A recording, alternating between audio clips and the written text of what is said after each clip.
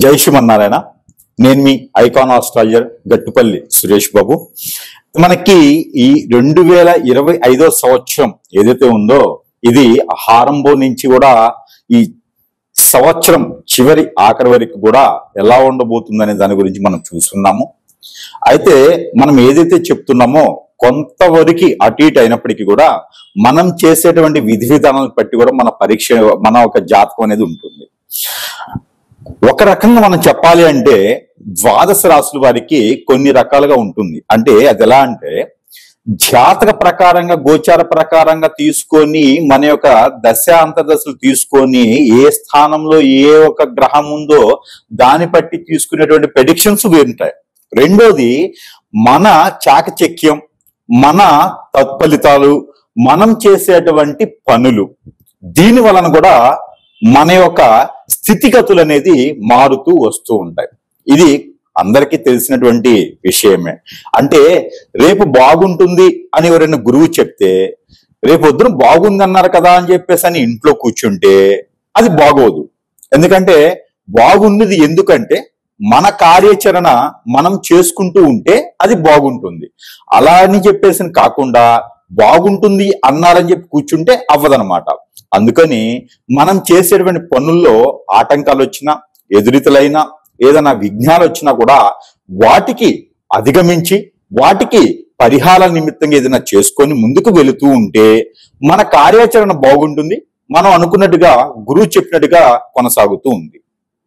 కాబట్టి ఈ 2025 సంవత్సరం అందరికీ కూడా సుసంకారంగా ఉంది, అందరికి కూడా బహువిధంగానే ఉంది, అందరికి కూడా చాలా బాగా ఉంటుంది. కాబట్టి అలానే 2026 సంవత్సరం ఎలా ఉండబోతుంది, ఎప్పుడైనా మనకి ఎలా ఉంటుందంటే మన పెద్దవాళ్ళు చెప్తారు ఏంటంటే ఎప్పుడైనా సరే ముందు వచ్చే కాలానికి మనము ఆలోచింపదగిలితే దానికి తగినటువంటి జాగ్రత్తలు తీసుకునే దానికి అనుకూలంగా ఉంటుంది.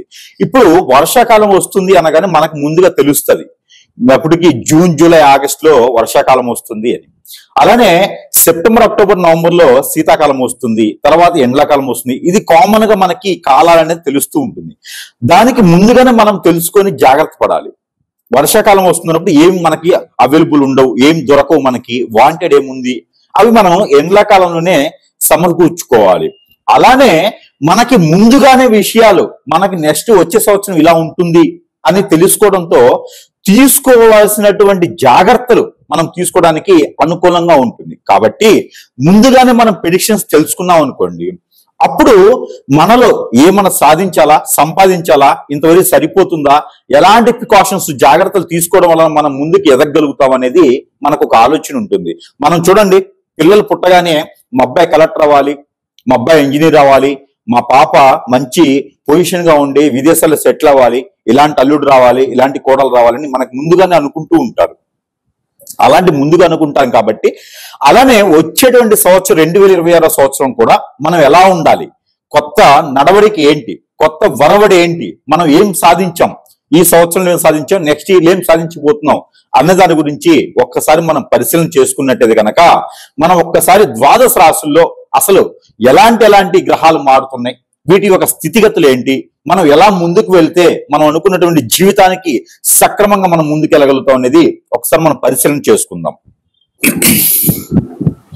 ద్వాదశ రాశుల్లో ఒకటి వృషభ రాశి. ఈ వృషభ రాశి వారికి 2026 సంవత్సరం జనవరి మాసం నుంచి డిసెంబర్ మాసం వరకు కూడా వారి యొక్క స్థితిగతులు మనం చూసినట్టయితే గ్రహస్థితి వారికి కొంతమేర అనుకూలంగానే ఉంటుంది అని చెప్పొచ్చు. గ్రహస్థితి కన్నా మనం చేసుకున్నటువంటి నమ్మకంతో మనం చేసేటువంటి క్రయ ప్రక్రియల్లోనే ఎక్కువ అదృష్టం ఉంటుంది 2026 సంవత్సరం ప్రతి ఒక్కరికి కూడాను. దాంట్లో ఒకటి వృషభ రాశి. వృషభ రాశి స్వతహాగా వీరిని అందరినీ కలుపుకోపోయేటువంటి తత్వం, వీరిలో కక్ష, కుతంత్రం, దురాశ ఇవన్నీ కూడా లేనటువంటి తత్వం, అందరూ కూడా బాగుండాలి అనేటువంటి తత్వంతో ముందుకు కొనసాగుతూ ఉంటారు.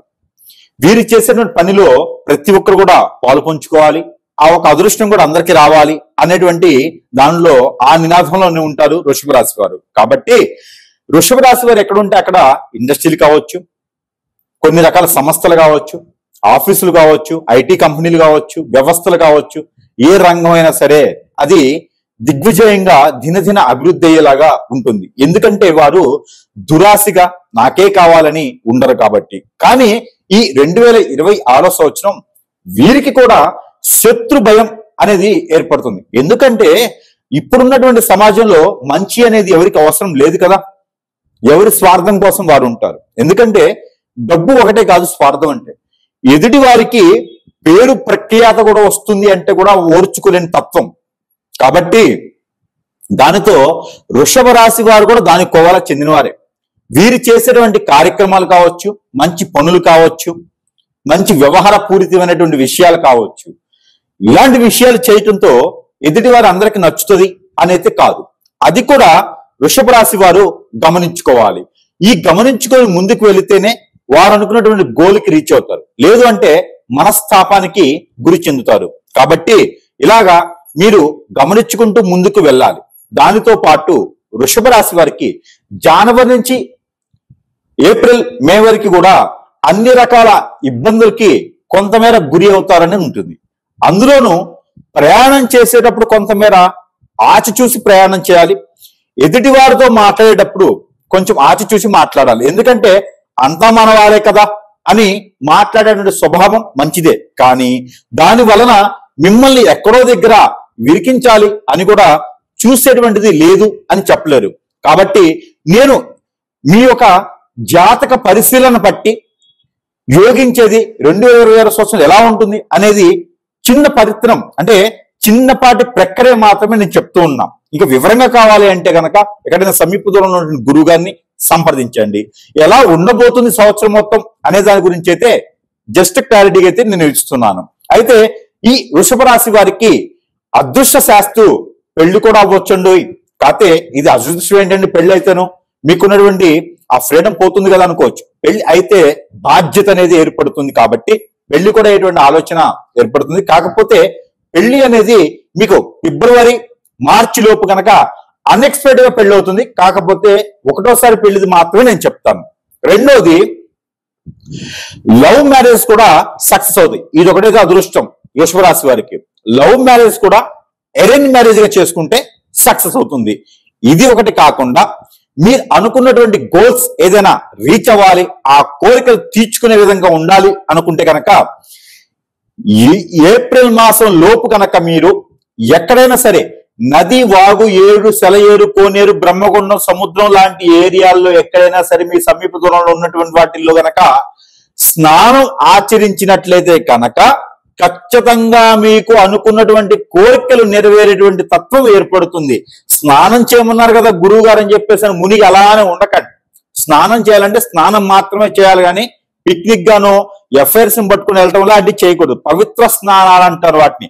పవిత్ర స్నానాలు ఆచరించండి, దానివల్లనే మీకు మంచి జరుగుతుంది. కాబట్టి అలానే ఎవరికైనా సరే గృహయోగం, గృహశోభ కావాలి అనుకున్న వారికి కూడా మే మాసం లోపు ప్రయత్నం చేస్తే ఖచ్చితంగా ఈ యొక్క 2026 సంవత్సరం డిసెంబర్ లోపు కల్లా ఖచ్చితంగా మీకు గృహయోగం అయితే ఉంటుంది. వాహన యోగం కూడా ఉండేటువంటి అవకాశం ఉంటుంది. ఎక్కడైనా పూర్వీకుల ఆస్తి కూడా మీకు వచ్చే అవకాశాలు ఉన్నాయి 2026 సంవత్సరంలో.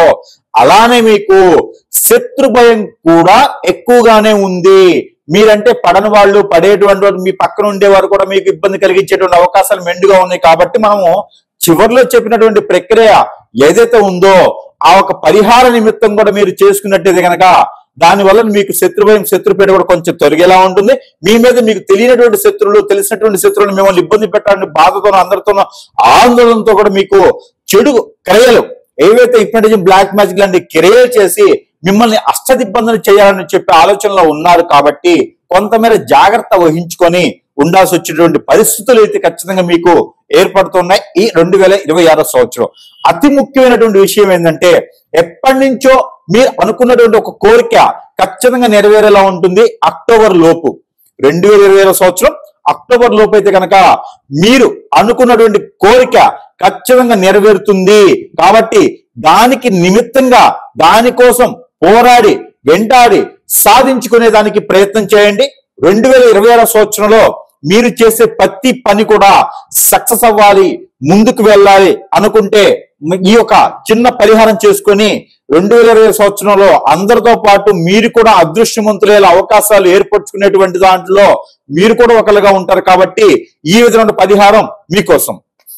మనకి ఈ రాశి వారు కనుక ఇలాంటి పరిహారం ప్రతి మాసంలో అయినా ప్రతి 3 మాసాలకు ఒక్కసారైనా సరే చేసుకోగలిగితే ఖచ్చితంగా వారి జీవితంలో మార్పు లేకపోయినా మరీ దీనస్థితికి వెళ్ళి మరీ దారిద్ర రేఖ కన్నా తక్కువగా ఉంటుంది అనుకొని మరీ అష్టదిగ్బంధంలో ఉండేసి లేకుండా మన పని మనం చేసుకునే దానికైతే అనుకూలంగా ఉండేటువంటి పరిస్థితులు అయితే ఖచ్చితంగా మనకి ఏర్పడతాయి. దాంట్లో ఒకటి ఈ పరిహారం ఖచ్చితంగా మీకు ఉపయోగపడుతుంది. ఈ రాశి వారు చేసుకోవాల్సిన పరిహారం ఏంటంటే ఆవు పాలు కానీ గేదె పాలు కానీ తీసుకోండి. అంటే మేము ప్రతిరోజు పాలు తాగుతాం కదా అనుకుంటే కాదు. ఈ ఆవు పాలు గేదె పాలు తీసుకొని అవి కాచి చల్లార్చండి. ఈ చల్లార్చినటువంటి పాలల్లో కుంకుమ పువ్వు వేయాలి. పట్టిక బెల్లం కానీ తేనె కానీ బెల్లం కానీ వేయాలి. అలానే దానిలో ఈ గులాబీ రేకులు ఉంటాయి. రేకులు అంటే మనకి ఇళ్లపైన వేసుకున్నటువంటి రేకులు కాదు, గులాబీ రేఖలు. అంటే గులాబీ పువ్వు ఉంటుంది కదా, దాన్ని ఇలాగా ఒలిస్తే రేఖలు వస్తాయి. ఆ గులాబీ రేఖలు కూడా దాంట్లో ఆ పాలల్లో వేసేయాలి. ఆ వేసినటువంటి పాలు ఏదైనా మీకు కులదైవం ఇష్టదైవం మీ వంశపారపర్యంగా వచ్చేటువంటి అమ్మవారు, మీరు పూజించేటువంటి అమ్మవారు, మీ ఇంట్లో కొలువు తీరినటువంటి అమ్మవారు ఎవరైతే ఉన్నారో అలాంటి అమ్మవారికి, ఆవిడ గ్రామ దేవత కావచ్చు, పీఠాధిపతి అమ్మవారైనా కావచ్చు, ఇష్టసఖి అమ్మవారైనా కావచ్చు, ఎలాంటి అమ్మవారైనా ఆ అమ్మవారి ముందు మీ ఇంట్లోనే దేవుని మందిరం ముందు అవి సాయం సంధి వేళలో శుక్రవారం ఆదివారం లేదా మంగళవారం రోజున వారంలో ఒక్కసారి లేదా మాసంలో ఒక్కసారి పక్షానికి ఒక్కసారి లేదంటే 3 మాసాలకు ఒక్కసారి అయినా సరే సమయం తీసుకొని ఈ వారాల్లో కనుక మీరు ఈ యొక్క అమ్మవారికి నైవేద్యం సమర్పించి ఆ పాలని మీరు ఇంట్లో సేవించినట్లయితే ఖచ్చితంగా రాసి పెట్టుకోండి, మీకు ఆర్థిక ఇబ్బందులన్నీ కూడా తొలగిపోతాయి. ఏది ఈ రాశి వారికి. అలానే ఎవరికైనా అప్పు ఇచ్చి ఉన్నా అవి కూడా వసూలవుతాయి. ఈ 2026 సంవత్సరం ఏదైతే ఉందో ఈ 2026 సంవత్సరంలో ద్వాదశ రాశుల వారి అందరికన్నా ఈ రాశి వారికి అత్యున్నతమైనటువంటి ఉన్నత శిఖరానికి వెళ్ళేటువంటి రెమెడీ ఇది. ఖచ్చితంగా ₹1,00,000 రెమెడీ. కాబట్టి ఈ యొక్క రెమెడీ మీకు మామూలుగా అయితే చిన్నపాటి పరిహారాల కన్నా ఇది చాలా గొప్ప పరిహారం. ఇది చేసి అదృష్టవంతులు అవ్వచ్చు. చాలా చిన్నటువంటి పరిహారం కాబట్టి. అలానే ఆవు పంచకం అని దొరుకుతుంది. అదే రోజున ఆవు పంచకంలో పన్నీరు అని ఉంటుంది. పన్నీరు, ఆవు పంచకం, దాంట్లోనే కొంచెం గంధము, దానిలోనే కొంచెం పసుపు, ఇవన్నీ కూడా మిశ్రమం చూసుకొని దానిలో కొన్ని బియ్యం వేయాలి. ఈ యొక్క వేసినటువంటి మిశ్రమాన్ని ఆ లిక్విడ్ ఏదైతే ఉందో అది ఇంటిల్లిపాది మొత్తం కూడా చల్లారి మన పైన చల్లుకొని ఇంట్లో మొత్తం చల్లుకున్నట్టయితే ఇంట్లో ఉన్నటువంటి నెగిటివిటీ కూడా మీకు సానుకూలంగా ఉండేటువంటి అవకాశాలు మీకున్నాయి. ఇది వారానికి ఒక్కసారి, పక్షానికి ఒక్కసారి, మాసానికి ఒక్కసారి ఈ పరిహారం మీరు ఖచ్చితంగా చేసుకోవాలి.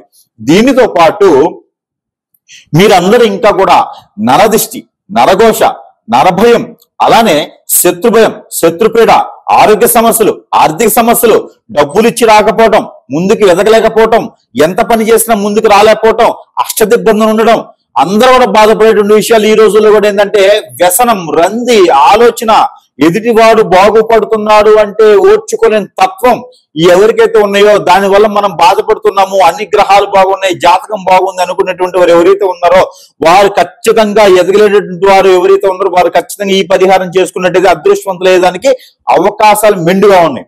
ఆ పరిహారం నిమిత్తంగా ఈ సంవత్సరం మొత్తం కూడా 365 రోజులు కూడా చేసుకోవాల్సినటువంటి పరిహారం మీ అందరి ద్వారా చేసుకోవచ్చు. అన్ని రాసుల వరకు ఈ పరిహారం చేసుకోవచ్చు. ఆ పరిహారం ఏంటి అంటే నల్ల నువ్వులు ఒక చిటికెడు, తెల్ల ఆవాలు ఒక చిటికెడు, అలానే లవంగాలు ఒక 7, గ్రీన్ కలర్ నిమ్మకాయ అంటే పచ్చి నిమ్మకాయ ఒకటి, పసుపు ఒక చిటికెడు. ఇది పరిహారం వినండి. ఈ పరిహారం ఏంటంటే నిమ్మకాయని మనము వంకాయని గుత్తి వంకాయ చేసేటప్పుడు కోస్తాం చూసారా, నిలువుగా 4 పక్షాలుగా కోయాలి. అది నిమ్మకాయల సగ భాగమే కోయాలి. ఆ కోసినటువంటి సగ భాగానికి బద్దలు ఉంటాయి. ఆ బద్దలకి ఈ యొక్క లవంగాలు ఒక్కొక్క బద్దకి 2 చొప్పున, ఒక బద్దకి 3 చొప్పున గుచ్చాలి. అప్పుడు మనకి 9 లవంగాలు దానికి గుచ్చినట్లు అవుతుంది. దాంట్లో పసుపు పోయాలి. ఆ పసుపు పోసిన తర్వాత దాంట్లో నల్ల నువ్వులు, దాంట్లో తెల్ల ఆవాలు కూడా వేసి ఒక నల్లని దారం కట్టాలి. అది మళ్ళీ కట్టేసాలి, నల్ల దారం కట్టేసిన తర్వాత ఇది ప్రతి మంగళ శనివారాలు చేసుకుంటే మీకు జరిగినటువంటి నెగిటివిటీ, చేతబడి, హిప్నాటిజం, బ్లాక్ మ్యాజిక్, వశీకరణం, బాగలముఖి, భానుమతి, యక్షిని, మోహిని ఎలాంటి విద్య మీ మీద ప్రయోగం చేసినా అవన్నీ కూడా సమకుపాలుగా విడిపోతూ ఆ ఒక విద్య చేసినటువంటి వారికి తగులుతూ మీకున్నటువంటి జ్ఞానాన్ని ఉపయోగించుకొని ఈ పరిహారం అయితే ఖచ్చితంగా చేసుకోవాలి ప్రతి ఒక్కరు కూడా. అయితే ఈ నిమ్మకాయని ఇలా చేసిన తర్వాత మీ తల చుట్టూతా 7 సార్లు, తల దగ్గర నుంచి కాలి వరకు 7 సార్లు దిగదార్చుకున్న తర్వాత ఆ నిమ్మకాయని ఇక్కడ పవిత్ర స్థలాల్లో కానీ, పారేటువంటి నీటిలో కానీ, లేకుంటే పొదలుగా ఉన్నటువంటి చెట్లలో కానీ వేయాలి. ఇలా చేసినట్లయితే ఖచ్చితంగా ఈ 2026 సంవత్సరం ఎదిగేదానికి ఎవరైతే మీకు ఆటంకం కానీ విఘ్నాలు కానీ కలిగిస్తారో వారందరూ కూడా మీ వైపు రాకుండా ఉంటారు. మీ పక్కనే ఉండండి. ఎండుపోటు పొడిచే వాళ్ళు కూడా మీకు దూరంగా వెళ్ళేసి మీ మంచి కోరుకుంటారు. కాబట్టి ఈ విధమైనటువంటి పరిహారం మీకోసం ఇది చేసుకొని ఖచ్చితంగా 2026 సంవత్సరంలో ఏ విఘ్నాలు లేకుండా కూడా బాగుపడేందుకు ఆసరాగా ఉంటుంది. ఈ పరిహారం చేసుకుని అదృష్టవంతులు అవ్వచ్చు.